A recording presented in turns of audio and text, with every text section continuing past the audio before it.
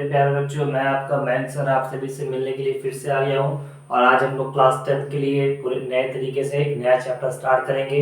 और आज का जो चैप्टर है वो है तुम्हारा लाइट। लाइट क्या होता है, लाइट की प्रॉपर्टीज क्या होती हैं। वैसे तो एक बार ये ऑलरेडी मैं पढ़ा चुका हूँ, लेकिन उस समय वीडियो क्वालिटी कुछ खास थी नहीं ना। बहुत 2 साल पहले एक वीडियो अपलोडेड है, लेकिन अब चूंकि नए तरीके से बात होती है, हर बार नया ना कुछ ऐड ऑन हो जाता है, तो हम लोग नए तरीके से बात करते हैं। और क्लास 10th वाले बच्चों के लिए चैप्टर लेके आते हैं, जिस चैप्टर का नाम है लाइट। ठीक है, लाइट के बारे में हम बात करेंगे कि ये लाइट क्या होती है और क्या क्या चीज़ें बोर्ड के पर्सपेक्टिव से इसमें इम्पोर्टेंट है, वो सारी बातें पढ़ेंगे। सबसे पहले मेरे यार हम लोग पढ़ेंगे कि लाइट होती क्या है ना। लाइट के बारे में अगर बात करें तो ये है क्या, इसके बारे में बात करेंगे तो it is a form of energy. It is a form of energy. It is a form of energy which enables which enables us the sensation of vision, VISION। यानी अगर मैं बात करूं तो लाइट एक प्रकार की एनर्जी होती है जिसकी मदद से, जिसकी हेल्प से हम किसी ऑब्जेक्ट को देख सकते हैं। तो कहने का मतलब मेरा बेटा ये है कि अगर लाइट ना हो तो हम किसी ऑब्जेक्ट को देख ही नहीं सकते। इवन मैं बताऊं कि हम लोग जहाँ पे इस समय लाइव क्लास ले रहे हैं, जो हम लोग पढ़ा रहे हैं, इसका टूल मैं आपको दिखाऊंगा। इस कमरे में लगभग आपको बताऊं कि 8 से 9 लाइट लगी हुई हैं, तब जाके प्रॉपर सेटअप बन के आता है। तो लाइट इतना इफेक्टिव होता है, इतनी जरूरी चीज है ना। अब इसकी प्रॉपर्टीज के बारे में बात करते हैं, ठीक है, कि क्या क्या चीजें हैं, क्या क्या चीजें नहीं है। तो सबसे पहले अगर मैं लाइट की प्रॉपर्टीज के बारे में बात करूंगा, यानी बहुत सीक्वेंस से हम लोग बात करते हैं, और हम बात करने जा रहे हैं प्रॉपर्टीज के बारे में कि लाइट की क्या क्या प्रॉपर्टीज होती हैं। तो लाइट की प्रॉपर्टीज के बारे में जैसे ही बात करेंगे, सबसे पहला पॉइंट निकल के आता है कि ये एक प्रकार की क्या होती है, एनर्जी होती है। तो देख सकते हैं it is a form of energy. Light एक प्रकार की क्या होती है, एनर्जी होती है। अब आगे धीमे धीमे इसके बारे में बात करते हैं। अब यहाँ शुरू करते हैं, पॉइंट वाइज बात करेंगे। अब लाइट ट्रैवल करती है ना, तो लाइट को ट्रैवल करने के लिए क्या मीडियम की आवश्यकता पड़ती है क्या, जिसका आंसर होगा नहीं। लाइट को ट्रैवल करने के लिए मीडियम की आवश्यकता नहीं पड़ती। तो लिख सकते हैं it does not it does not require it does not require any medium it does not require any medium for travel।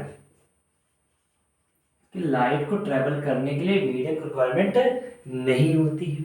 अगली बात क्या करेंगे, सर जब लाइट ट्रेवल करेगी ना, तो लाइट को ट्रेवल जब करेगी तो अपने पास कुछ ना कुछ स्पीड होगी, कुछ ना कुछ वेलोसिटी होगी। तो यहाँ बात करेंगे कि velocity of light, point wise अगर मैं बात करूं तो ये देखिए वेलोसिटी। तो velocity of light is denoted by C. यानी इसको हम लोग सी से रिप्रेजेंट करते हैं कि भाई रिप्रेजेंटेशन ही जब नहीं पता रहेगा तो हम क्या बताएंगे। तो लाइट की स्पीड को, लाइट की वेलोसिटी को हम सी से रिप्रेजेंट करते हैं। अच्छा बेटा ये बताओ, जब वो ट्रैवल करेगी तो ट्रैवल करते समय उसको कुछ ना कुछ क्या होगी, स्पीड होगी। कितनी स्पीड होगी इसके बारे में बात करते हैं, तो वो होती है 3 × 10⁸ मीटर पर सेकेंड। यानी अगर मैं बात करूं यहाँ पर, यहाँ लिखेंगे वेलोसिटी ऑफ लाइट इज, हम लिखना चाहेंगे आगे लिख सकते हैं c बराबर हो जाएगा 3 × 10⁸ मीटर पर सेकेंड। यानी बहुत तेज गति से लाइट ट्रेवल करती है। आसमान में देखा होगा जब बिजली कड़कती है, बिजली कड़कती है तो पल भर में बहुत दूर तक ट्रैवल कर जाती है। वो भी स्पीड है, वो इतने से चल रही है, 3 × 10⁸ मीटर पर सेकेंड से चल रही है। आगे बात करते हैं, तो it always travel in straight line. ध्यान दीजिएगा, it always it always travel in straight line। Light जो होती है हमेशा स्ट्रेट लाइन में ट्रेवल करती है, इधर मुड़ती नहीं, चल रही है। अब स्ट्रेट लाइन चलती है तो लॉ ऑफ रिफ्लेक्शन को फॉलो करती है, यानी अभी आगे जब पढ़े तो बस देखते रहिए। It follows the law of reflection। Light जो होती है ना मेरे लाल, वो लॉ ऑफ रिफ्लेक्शन को फॉलो करती है। किसको फॉलो करती है? लॉ ऑफ रिफ्लेक्शन को फॉलो करती है। अगला पॉइंट बताते हैं कि जब यहां तुमने देख लिया कि लाइट को ट्रेवल करने के लिए मीडियम नहीं चाहिए, तो लाइट एक प्रकार की वेव की तरह चलती है और उसे कहते हैं इलेक्ट्रोमैग्नेटिक वेव। यानी अगला पॉइंट बताइए, लिखेंगे इट इज एन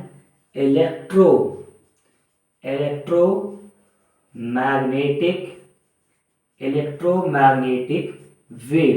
लाइट जो होती है एक क्या होती है? इलेक्ट्रोमैग्नेटिक वेव होती है ना, जिसको ट्रेवल करने के लिए मीडियम की आवश्यकता नहीं पड़ती है। यहाँ तक बात समझ में आ रही कि नहीं आ रही है? समझ में आनी चाहिए, पढ़ाई तो अब करनी पड़ेगी। अच्छा, अगला क्या होगा? It always make shadow. Light हमेशा क्या बना रही? शैडो। अगर मैं अपने हाथ में रखता हूँ तो ये देखिए, यहाँ पे ऊपर लाइट लगी हुई है, सामने से पड़ रही है, ऑब्स्टिकल हमारा हाथ है और इसके पीछे शैडो पड़ रहा है, तो कह सकते हैं इट ऑलवेज मेक शैडो। यहाँ लिख सकते हैं it always make shadow. Shadow का मतलब क्या होता है? शैडो का मतलब होता है परछाई। जहां भी ऑब्जेक्ट रखा रहेगा उसके जस्ट पीछे वहां पर क्या बनती है? शैडो बनती, परछाई। यहां तक बात समझ में आ रही कि नहीं आ रही? ये प्रॉपर्टीज है किसकी? लाइट की ना। शैडो बनती है, लाइट की स्पीड होती है, मीडियम नहीं चाहिए होता है, स्ट्रेट लाइन में चलती है, law of reflection, law of refraction को फॉलो अप करती है ना, शैडो बनाती है, इलेक्ट्रोमैग्नेटिक वेव होती है। क्या आप सभी को लाइट की प्रॉपर्टीज समझ में आ रही कि नहीं आ रही? अगर समझ में आ रही है तो नोट करिए, स्क्रीनशॉट लीजिए, इसका मैं किनारे आ रहा हूँ ना, आप इसका स्क्रीनशॉट लीजिए तो हम आगे बात करते हैं।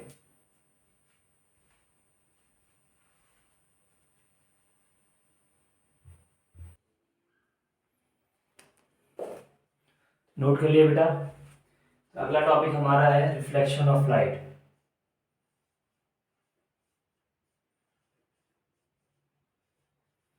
Reflection of light. आज हम कई सारे टॉपिक्स को क्लियर करेंगे और एक एक करके सबके बारे में बात करेंगे। तो अगला जो है प्रॉपर्टीज हमने पढ़ ली, अब हम देखते हैं रिफ्लेक्शन ऑफ लाइट। जैसा कि नाम से ही पता लगता है कि रिफ्लेक्शन का मतलब क्या होता है। रिफ्लेक्शन का मतलब होता है बाउंस बैक करना, यानी कोई चीज कहीं गई और टकरा करके वापस आ जाती है, इसको रिफ्लेक्शन कहते हैं, इसको बाउंस बैक कहते हैं। अब अलग अलग तरीकों में अलग तरीके से पढ़ाते हैं। जैसे यहाँ लाइट पे है, मान लीजिए आपने देखा ही होगा कि आपके घर में कोई मिरर लगा है, शीशा रखा है, शीशा रखा हुआ है, आपने एक लेजर लाइट ले रखी है और उसके ऊपर मारा आपने। जैसे लेजर लाइट ऑन करेंगे ये एक लेजर जाएगी, टकराएगी और टकरा कर क्या हो जाएगी? वापस आएगी। तो जैसे ही टकरा करके वापस आएगी उसी को तो क्या कहते हैं? रिफ्लेक्शन कहते हैं। तो हम पढ़ने जा रहे हैं law of reflection, reflection of light. Reflection of light का अगर डेफिनेशन की बात करूं, डेफिनेशन ये है बाउंसिंग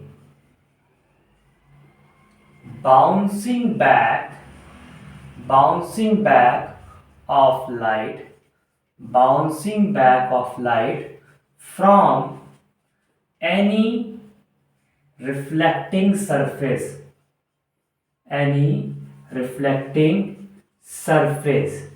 है ना, किसी रिफ्लेक्टिंग सरफेस। ध्यान देना मैंने क्या लिखा है? Reflecting surface. रिफ्लेक्टिंग सरफेस का मतलब वो सरफेस जो होती है वहां से लाइट रिफ्लेक्ट होकर आनी भी चाहिए। ऐसा नहीं कि कोई ऐसा मटेरियल ले लो जो लाइट को एब्जॉर्ब कर रहा हो, एनर्जी को एब्जॉर्ब कर रहा हो, तो लाइट जाए और टकराकर वापस आए, तो बाउंसिंग बैक की जो फिनोमेना होती है ये कहा जाता है रिफ्लेक्शन। अब यहाँ पे कुछ नियम है, यानी कि होते हैं लॉ ऑफ रिफ्लेक्शन। यहाँ पे देखेंगे अगला जिसमें सब हेडिंग बनती है वो होती है मेरे लाल लॉ ऑफ रिफ्लेक्शन। ठीक है, लॉ ऑफ रिफ्लेक्शन। दो लॉ यहाँ दो पॉइंट्स बताए जाते हैं, दोनों पॉइंट को समझना है। सबसे पहले डायग्राम के माध्यम से बताऊं। उससे पहले बात बता दूं, मान ली जब कोई रे आती है, जब कोई लाइट आती है तो आने वाली रे को हम इंसिडेंट रे कहते हैं। क्या कहते हैं? Incident ray. मेरे साथ बोलो, क्या बोलते हैं? Incident ray. जब कोई रे आती है तो उसको इंसिडेंट रे कहते हैं, और जब टकरा करके वापस जाती है तो उसको रिफ्लेक्टेड रे कहते हैं। तो कहने का मतलब ये है, देखो मैं स्केल से आज बता रहा हूँ, स्केल लेके आया हूँ, तुम्हारे लिए लेके आया हूँ, ठीक है, ताकि बिल्कुल गड़बड़ी ना हो। ठीक, तो यहाँ देखो, एक मैंने बिल्कुल स्ट्रेट लाइन खींची है। अब स्ट्रेट लाइन क्या है? असल में ये एक रिफ्लेक्टिंग सरफेस है। कह सकते हैं कि चलो मान लेते कि मिरर है ना, ये हमारा मिरर का सिंबल है। कह सकते हैं ये हमारी एक रिफ्लेक्टिंग सरफेस है। ठीक है, कोई शीशा ले रखा है और ये मैंने एक लेजर लाइट ले रखी। क्या ले रखी? Laser light. बटन ऑन किया है, ये लो। तो जैसे बटन ऑन करेंगे क्या होगा? बटन ऑन करेंगे, रे ऐसे जाएगी, बोलो हाँ, ऐसे रे जाएगी, यहाँ तक जाएगी और टकरा कर ऐसे निकल जाएगी। तो जिस भी एंगल से जाती है उसी एंगल से वापस आ जाती है। कहने का मतलब ये है कि मान लो मैंने ये कोई एंगल लिया, ये रे हमारी आने वाली होगी, एरो से रिप्रेजेंट करते हैं, ये रे हमारी आने वाली हो गई, और इसी के माध्यम से अगर बता दूं ये ऐसे कर रे जा रही है, ये रे कौन सी हो गई हमारी? ये रे हमारी जाने वाली होगी। ये निकल के आया। ये जो आने वाली रे है इसे कहा जाता है इंसिडेंट रे। क्या कहते हैं दोस्त? Incident ray. और जो टकरा कर वापस जा रही है इसे कहा जाता है रिफ्लेक्टेड रे। क्या कहा जाएगा भाई? Reflected ray. अब इसका एंगल जिस पॉइंट पे ये रिफ्लेक्ट होती है, इसी पॉइंट पर एक इमेजिनरी लाइन हम ड्रॉ करते हैं जिसको हम लोग नॉर्मल कहते हैं। क्या कहते हैं भाई? नॉर्मल कहते हैं। यहाँ देखो ध्यान से, ये रहा आने वाली रे और ये रही जाने वाली रे। आने वाली रे को इंसिडेंट रे कहते हैं और जाने वाली को क्या कहते हैं? रिफ्लेक्टेड रहते हैं। और ये जो पॉइंट होता है इसको नॉर्मल पॉइंट के नाम से जानते हैं। अब ये एंगल जो है, ये वाला एंगल आई आ गया और ये वाला एंगल आर आ गया। यहाँ पर पहला पॉइंट जो बताया जाता है, कहा जाता है एंगल आई बराबर क्या होता है? एंगल आर होता है। इस बात का ध्यान रखिएगा। यानी क्या लिखा है? एंगल आई बराबर एंगल आर, यानी इंसिडेंट रे का एंगल और रिफ्लेक्टेड रे का एंगल क्या होता है? बराबर होता है। यानी इस बात को हम लिख सकते हैं, यानी इंसिडेंट एंगल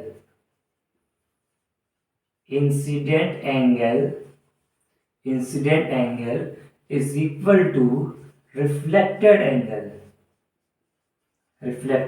एंगल। यानी ये आई बराबर क्या होता है? आर होता है। ये हमारा पहला पॉइंट होता है लॉ ऑफ रिफ्लेक्शन में। दूसरा पॉइंट देखो, तो आने वाली रे का पॉइंट भी यहीं पे है, जाने वाली रे का पॉइंट भी यही है और नॉर्मल भी यही है। दूसरा पॉइंट अगर मुझे लिखना हो तो लिखेंगे incident ray, reflected ray and normal lie on a same plane. यानी लिखना चाहे लिख सकते हैं क्या? इंसिडेंट रे, ध्यान दीजिएगा, इंसिडेंट रे, रिफ्लेक्टेड रे, कौन सी ray? Reflected ray, and normal, and क्या? Normal lie on a same plane.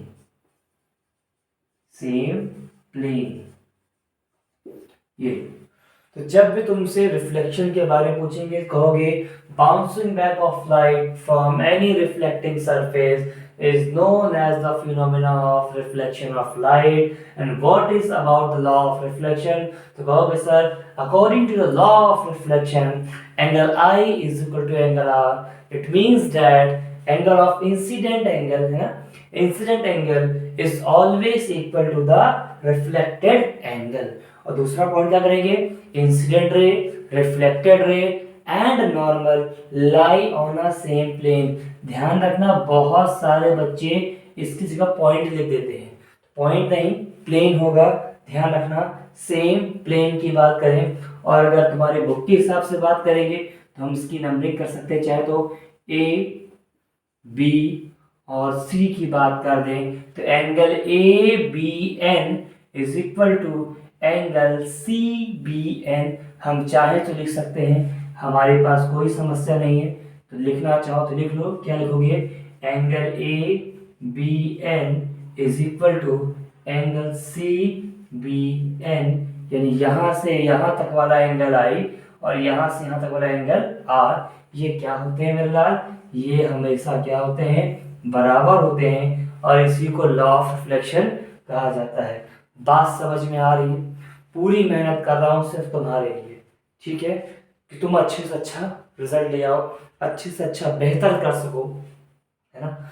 यही 8-10 दिन बचे हैं एग्जाम के लिए, तो बिल्कुल समय नहीं खराब करना है। डेली हम लोग पढ़ना शुरू करेंगे, डेली लाइव आऊँगा, डेली आपके साथ जुड़ूंगा और फिर इसके साथ साथ बाकी सब्जेक्ट भी कोशिश करेंगे कि वो देख सकें, है ना। फिलहाल इसको पहले नोट कर लीजिए और मन लगा के पढ़िए, तो हम आगे बात करते हैं।